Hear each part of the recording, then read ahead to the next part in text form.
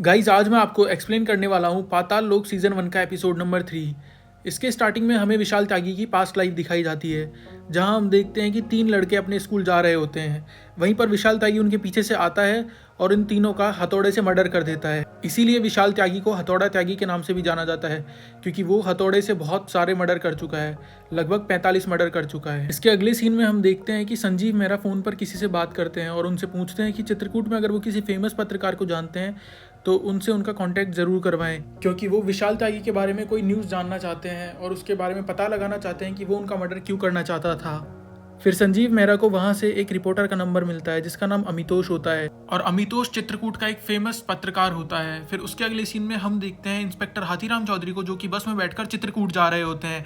लेकिन तभी उनके पास उनके ऑफिस से फ़ोन आता है और उन्हें बताया जाता है कि जो फ़ोन तोप सिंह ने नदी में फेंका था वो मिल चुका है फाइनली। फिर उसके बाद हम देखते हैं इंस्पेक्टर हाथीराम चौधरी चित्रकूट के थाने के अंदर आ जाते हैं, और वहीं दूसरी तरफ एसआई अंसारी भी पंजाब पहुंच चुके होते हैं तोप सिंह के गांव। वहां जाकर वो तोप सिंह के घर का पता लगाते हैं और तोप सिंह के चाचा महिपाल से मिलते हैं और महिपाल से पूछते हैं कि तोप सिंह पहले गांव में रहता था लेकिन वो गांव छोड़कर क्यों भाग गया। फिर तोप सिंह के चाचा महिपाल एसआई अंसारी को पूरी बात बताते हैं और उन्हें बताते हैं कि तोप सिंह को पहले उनके पापा बहुत ज़्यादा मारा करते थे बेवजह शराब पीकर। इसी बात को लेकर तोप सिंह उनसे काफ़ी ज़्यादा नाराज़ था, और इसके अलावा गांव की ऊंची जाति के लोगों के बच्चे भी तोप सिंह को ताने सुनाते थे और उसे काफ़ी ज़्यादा चिढ़ाया करते थे और मारते भी थे।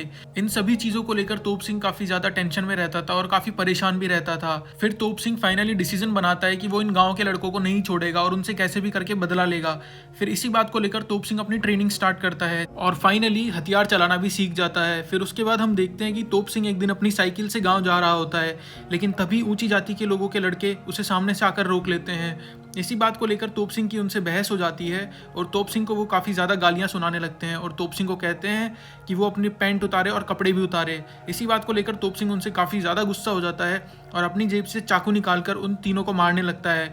ये देखकर वो तीनों लड़के काफ़ी ज़्यादा डर जाते हैं और उनमें से 2 लड़के वहाँ से भाग जाते हैं, लेकिन एक जो कि गाँव के सरदार का लड़का होता है उसे तोप सिंह नहीं छोड़ता है और उसे काफ़ी गंदे तरीके से मारता है। फिर गाँव के सरदार का लड़का कहता है कि तोप सिंह या तो तू मुझे छोड़ दे वरना मेरा बाप तुझे नहीं छोड़ेगा। इस बात को लेकर तोप सिंह को और ज़्यादा गुस्सा आता है तो वो उसे और ज़्यादा मारने लगता है। फिर अगले सीन में हम देखते हैं कि तोप सिंह जब अपने घर आता है तो उसके चाचा उसे बहुत ज़्यादा मारते हैं और उसे कहते हैं कि तू गाँव छोड़कर भाग जा वरना ऊंची जाति के लोग तुझे यहीं पर जान से मार देंगे। और तोप सिंह की माँ तोप सिंह को कहती है कि लौट कर वापस कभी इस गाँव में मत आना। और फिर हम देखते हैं कि ऊंची जाति के लोग सभी तोप सिंह के घर आ जाते हैं और वो तोप सिंह को मारना चाहते हैं, लेकिन उन्हें पता लगता है कि तोप सिंह को तो उसके घर वालों ने भगा दिया है। इस बात को लेकर वो काफ़ी ज़्यादा गुस्सा हो जाते हैं और तोप सिंह के चाचा को मारने लगते हैं, और वो सभी तोप सिंह के परिवार से बदला लेने के लिए तोप सिंह की माँ के साथ रेप करते हैं। और इसके बाद हमें दिखाया जाता है कि तोप सिंह के चाचा और पिताजी काफ़ी ज़्यादा रो रहे होते हैं लेकिन वो कुछ कर नहीं पाते हैं, और फाइनली तोप सिंह अपना गांव छोड़कर भाग जाता है। और तोप सिंह के चाचा एसआई अंसारी को ये बताते हैं कि तोप सिंह दिल्ली के अंदर अपने मामा के यहाँ काम करता था और उसने बिजनेस को भी काफ़ी अच्छा रन किया था, लेकिन उसकी लाइफ में एक लड़की आती है चंदा नाम की। उस लड़की के आने के बाद तोप सिंह की लाइफ काफ़ी ज़्यादा बदल जाती है और वो अपने मामा के बिजनेस को भी ठप कर देता है, और जब भी वो अपने घर पर बात करता है तो सिर्फ चंदा की ही बात करता है। ये सारी जानकारी पाने के बाद एसआई अंसारी वहाँ से चले जाते हैं, और उसके बाद हम इंस्पेक्टर हाथीराम चौधरी को देखते हैं जो कि चित्रकूट के एक थाने में बैठे होते हैं और वहाँ के एक इंस्पेक्टर से जानकारी लेते हैं हथौड़ा त्यागी के बारे में। तो वो इंस्पेक्टर हाथीराम चौधरी को कहता है कि हम आपको हथौड़ा त्यागी की फाइल प्रोवाइड कर सकते हैं, उसके अलावा हमारे पास उसकी कोई जानकारी नहीं है।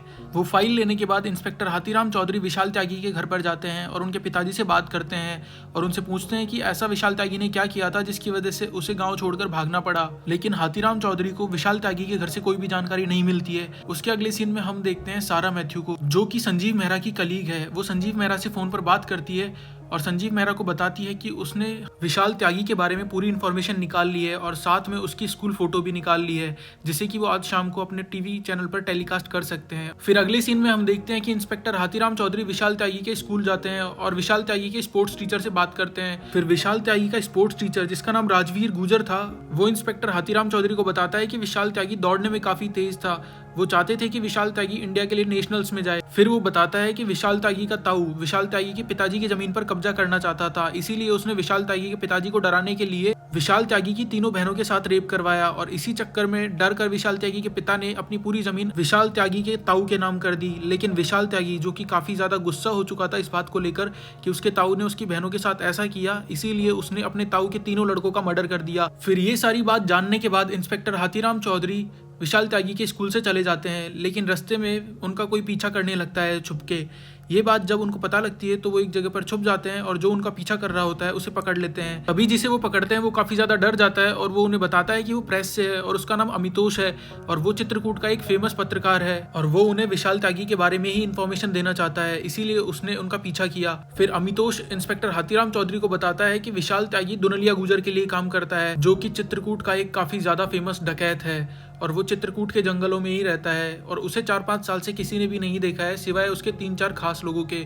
जब वो इंस्पेक्टर हाथीराम चौधरी से बात कर रहा होता है तभी वहां पर 2 लोग आकर उन्हें देखने लगते हैं। पर जाते जाते अमितोष इंस्पेक्टर हाथीराम चौधरी को बताता है कि दुनलिया गुजर का एक भाई भी है जिसका नाम ग्वाला गुजर है। ये सब जानकारी पाने के बाद इंस्पेक्टर हाथीराम चौधरी उन 2 लोगों का पीछा करने लगते हैं जो कि उन दोनों को काफी टाइम से देख रहे थे और उनका पीछा करते करते इंस्पेक्टर हाथीराम चौधरी एक शिव मंदिर में आते हैं, जहां आकर वो पढ़ते हैं एक बोर्ड पर ग्वाला गुजर का नाम। फिर हम देखते हैं कि संजीव मेहरा ने जो भी न्यूज विशाल त्यागी के बारे में निकलवाई होती है उस पर लाइव रिपोर्टिंग करने के लिए अपने ऑफिस में आ जाते हैं और उनका पूरा स्टाफ लाइव रिपोर्टिंग की तैयारी करने लगता है। और फाइनली संजीव मेहरा लाइव आकर सब लोगों को बताते हैं कि विशाल त्यागी एक काफी ज्यादा फेमस गैंगस्टर है जिसे किसी ने उनका मर्डर करने के लिए हायर किया था और विशाल त्यागी अभी तक पूरे 45 मर्डर कर चुका है। और जब ये पूरी न्यूज डीसीपी भगत देखते हैं तो वो तुरंत इंस्पेक्टर हाथीराम चौधरी को फोन करते हैं और उन्हें बताते हैं कि ये न्यूज तो एक कॉन्फिडेंशियल न्यूज थी, ये कैसे लीक हो गई। इस चीज को लेकर हाथीराम चौधरी उनसे बोलते हैं कि उन्हें नहीं पता है कि कैसे लीक हुई है। और इसी के साथ सीजन 1 का एपिसोड नंबर 3 भी खत्म हो जाता है।